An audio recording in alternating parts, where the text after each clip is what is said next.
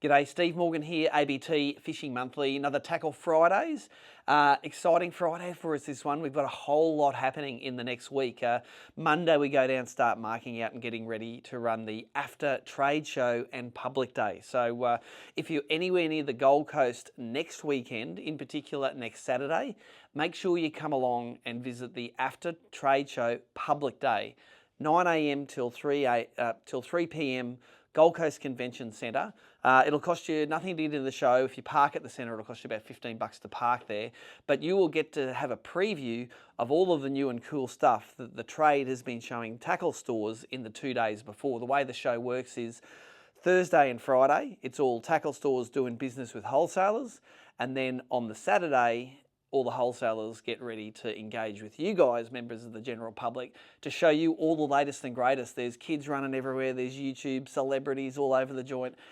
It's a really energetic and fun day to come to. So come and see us. I'll be down there at the trade show kicking around and the public day kicking around. So say g'day if we're down there. So a lot of this office is getting ready for the trade show at the moment. Everyone knows Nicole Smith from ABT. She runs the trade show. So Fishing Monthly has been a bit of a hub this week. There's printing, posters, frames, all sorts of stuff happening. And come Monday, away we go. Also Sunday, there's probably the first Queensland Team Series Brim tournament for the year that I'll be able to make. I'm going to probably fish it with my young fella Storm, 14-year-old. So he really loves doing upgrading. He doesn't really mind about catching the fish, but if he has to pull little fish out, measure and work out what the ones, he loves doing that. So let's hope he can do a bit of upgrading on the weekend. But done a bit of tackle shopping over the last little while, and I've been doing a lot of nighttime fishing in the Brizzy River for mulloway in the lower Brisbane River. Went to the tackle warehouse on the weekend. I've been always stocking up. Every time I go to any tackle shop that's got them, I normally buy one of the whitebait Redic DS80s. Got pretty good supply of those there now. You never know if they're going to run out before Baratour or not, but that was our bread and butter for catching plenty of fish at the Baratour last year. We would have caught maybe 50 fish on that sort of bait. So I always like to have 10 or 12 of those ready to go in the middle of a tournament. I don't want to be mucking around replacing hooks and making them suspend. I want to pull a new one out of the box and use it, because these things out of the box are grouse. I didn't buy two of them though. I bought one of them, and I bought this colour there. Every time a barra spits up a bait fish in my boat, it's normally a barred grunter. And man, Josh has got that pretty close to looking like a barred grunter. So, you know, might have to try a different colour or two this year, but that's definitely going to be one of them, the DS80 and I don't even know what the colour's called. I'm going to call it barred grunter. So bought them at the tackle shop. I've been doing a lot of experimenting as well. I've probably been fishing 2 to 3 times a week for mulloway in the Brisbane River. In the old days, I used to do that just by fishing light areas. The feeding fish would come up into the light and chomp in the light, but ever since the invention of live sonar, I've been able to target those fish that aren't necessarily active feeding. So, you know, like barra fishing, you can drift down the river and you can see fish floating around all over the place, and you can put lures in front of them. So unlike barra, where the jerk baits are my main staple for that live sonar fishing, in the river, soft plastics have been. And maybe because it's at night, maybe because the water's a little bit dirtier, but I've found that the paddle tail soft plastics have been really good. In particular, this one here, the Crush City Heavy Hitter.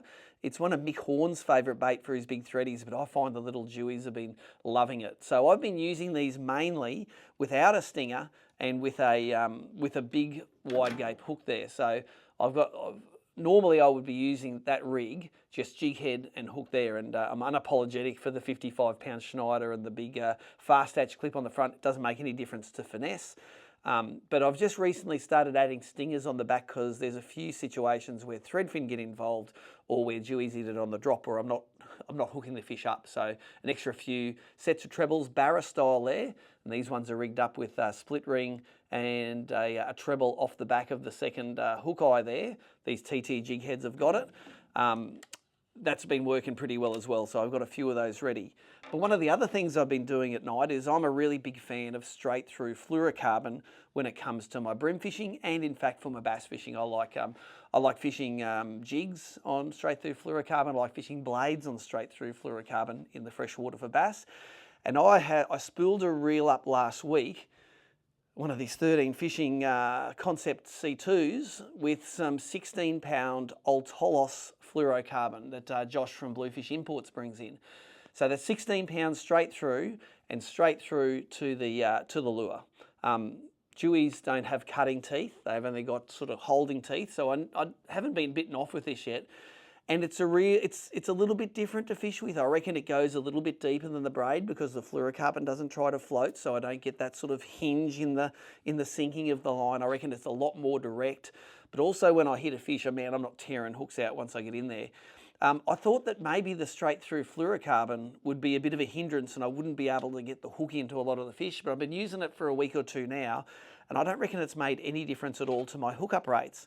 But I haven't lost a single fish since I've been hooking them up. So again, I've got a hook straight through. That's a 5/8 of an ounce jig head there with the treble. That's the 4-inch heavy hitter.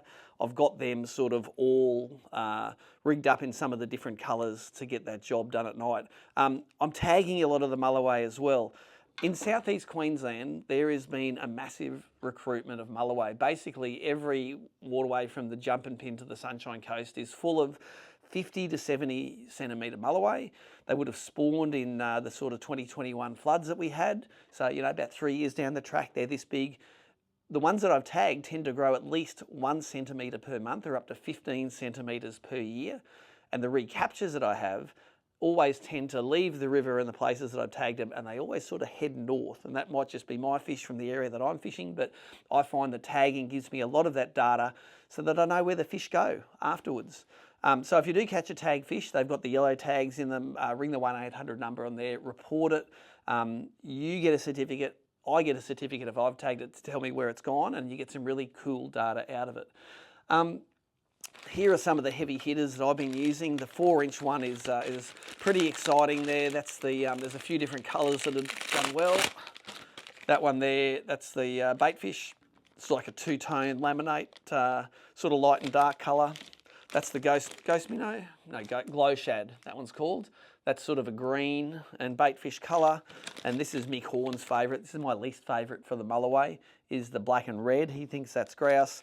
I haven't got any more left in the packet, but this that sort of white bait colour has been pretty good as well. So if in your part of the world, if you want to try fishing for the mulloway or any of your nighttime predators, I do it on my Garmin. I do it in perspective mode, so I'm looking only at the top sort of 10 to 15 feet of water. I'm looking for the fish that are up and feeding. You look around structure and bridges and places, but you don't necessarily need to be there. They can just be floating down the middle of the river, chasing bait fish and prawns as they go down. So I'm really keen to see if guys in Sydney and Melbourne and the Clarence River, and Otagon Heath does it a little bit down there. I'm really keen to see people develop that mulloway fishery and really start targeting some of the southern predators like we've been targeting the northern predators for the last 3 or 4 years. So I'll put a few cutaways here of what the dewies like, what the bull sharks look like, all the nighttime predators look like in there. And that's what my week's been this week. Dewy fishing, getting dewy gear ready. I haven't done any preparation at all for the Brim tournament on Sunday, but I'm sure that will involve throwing little plastics around and cranker crabs with the young fella and catching a lot of fish the same size and trying to upgrade them. And the next time you hear from me will be the after show. Next Friday, it'll be the last of the trade days. It'll be the day before the big public day. So I'll talk to you then and hope to see you at AFTA.